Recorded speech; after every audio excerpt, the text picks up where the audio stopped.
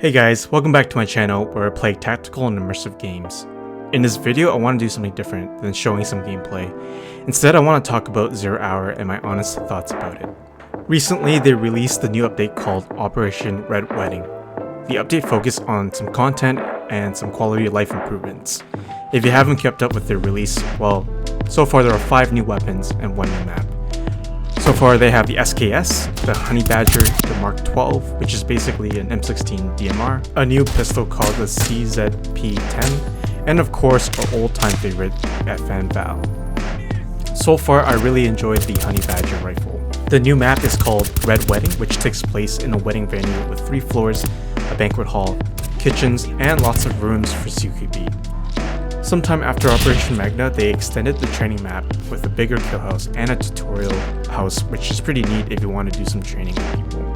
There are also some quality of life improvements for co-op, in which they revamped the hostage models and its animations.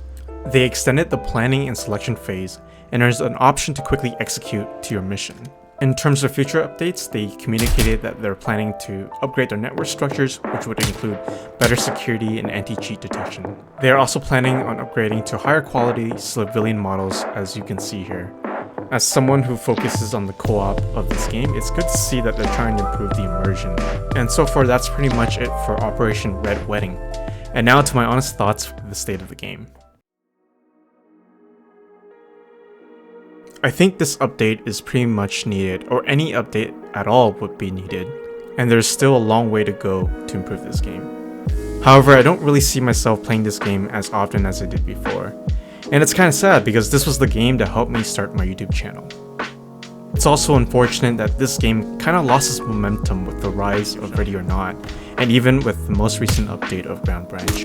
Speaking of Ready or Not, which is still in early access, the game has so many mods that keep this game refreshing to go through. Even though I mainly play Zero Hour co-op, it just doesn't really appeal to me as an option to play, since Ready or Not is well optimized, less janky, and even well customizable with its weapons and mods and other things.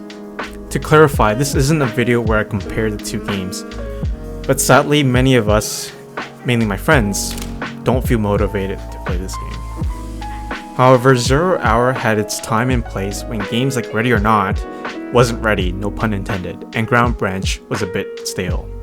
When we were looking and itching for that tactical SWAT simulator game, Zero Hour was that game that filled in that void.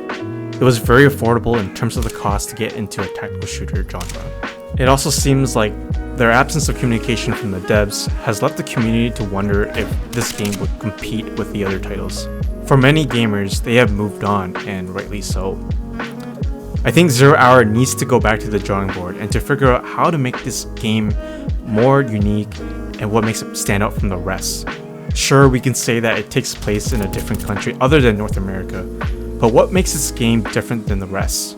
What kind of mechanics will we say that is better than the other games? I should also mention that I went back to check out this update, and it still feels a little janky with the models and the graphics. The weapons to me still looks a little plasticky and fake. I'm not 100% certain to say that they need a new engine update of the game, but the quality of the game needs to be better, or else I don't know if this game can keep up. And again, there are a lot of options out there right now. It's also a little sad to see that their Discord server used to be very packed with lots of people, but every now and then it seems like there's not a lot of people that really want to get on and play. To give some credit where it's due, I think the game is very affordable to get into the tactical shooter genre. It was also known for its random prop procedures to keep each mission a little refreshing. And they kept to the tactical genre of slow methodical movements, even in PvP. Speaking of PvP, I do hear a lot of good things about it, aside from the cheating. And maybe, and just maybe, that is their calling to focus on. My hope is that this game can really refresh itself and find some things or some ways to keep this game unique. This game is still in early access, and they should use that status to its advantage to revamp the game's quality and the engine maybe.